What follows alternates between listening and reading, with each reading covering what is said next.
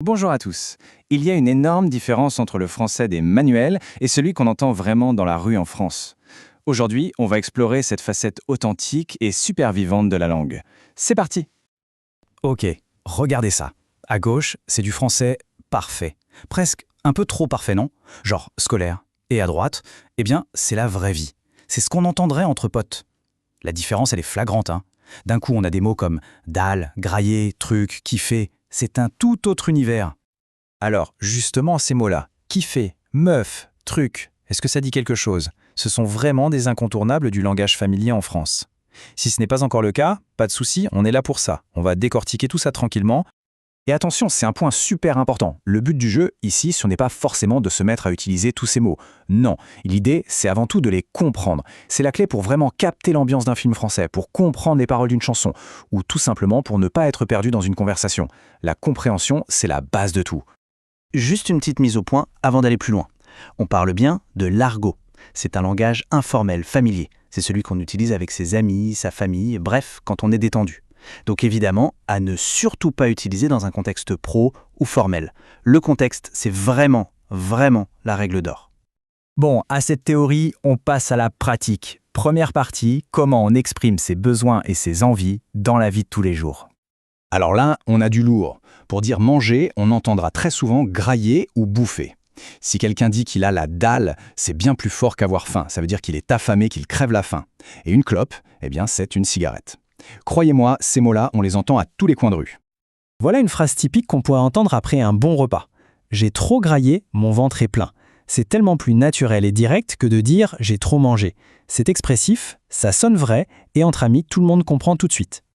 Maintenant, deux extrêmes, deux ambiances totalement différentes. D'un côté, la flemme. Ah, la flemme, ce sentiment universel où on a envie de rien faire, le manque total d'énergie.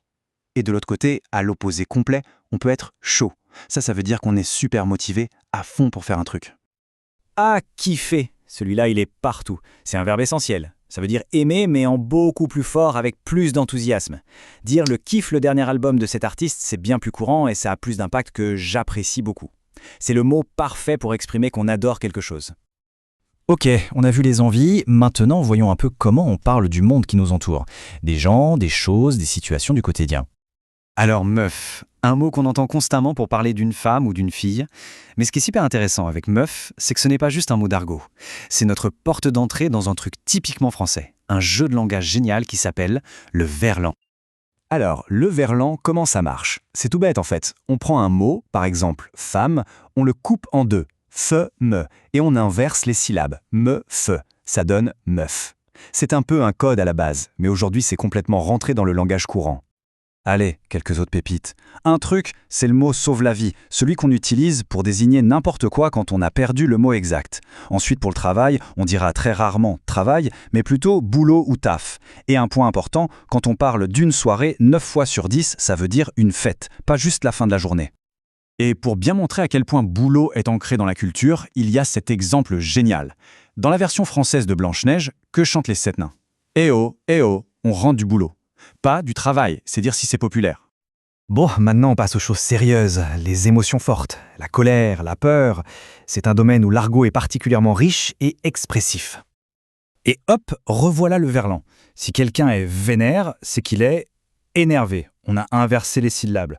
Pareil pour relou, qui est le verlan de lourd, quand quelque chose ou quelqu'un est vraiment pénible. Et puis il y a flipper. Ça, c'est pas juste avoir peur, c'est la grosse panique, l'angoisse totale. Prenons un exemple concret. Quand j'ai appris qu'il m'avait menti, j'étais vénère. On sent tout de suite la force du sentiment. J'étais énervé, ça marche, mais j'étais vénère. Là, on sent vraiment la colère, la rage. L'impact n'est pas du tout le même. Un autre mot du registre, intense. Bourré. Ça veut dire ivre. C'est direct, c'est clair, et c'est le terme le plus commun pour dire que quelqu'un a trop bu d'alcool. Il est rentré complètement bourré, c'est sans ambiguïté.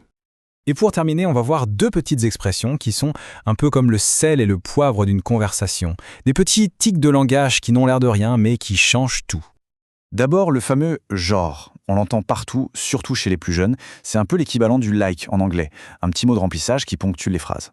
Et puis l'exclamation « n'importe quoi ». Ah, ça, c'est la réplique parfaite quand on entend quelque chose de complètement absurde ou faux. C'est une façon très directe de marquer son désaccord. Bon, on a vu pas mal de choses, alors au final, qu'est-ce qu'on doit retenir de tout ça? Pour résumer, le plus important, c'est la compréhension. Le but, c'est de pouvoir regarder un film, écouter de la musique et de vraiment tout saisir. Deuxième point, il n'est pas toujours nécessaire d'utiliser ces mots, mais il faut les connaître. Et surtout, le contexte est roi. On n'utilise pas ce langage n'importe où. C'est vraiment ça la clé pour déverrouiller une facette beaucoup plus authentique du français. Et finalement, ça amène à une réflexion intéressante. Dans chaque langue, il y a cet écart, ce fossé, entre le langage formel et celui de tous les jours. C'est un phénomène universel, mais chaque culture a ses propres codes. Voilà, j'espère que ce petit tour d'horizon a été utile. Merci beaucoup et à la prochaine!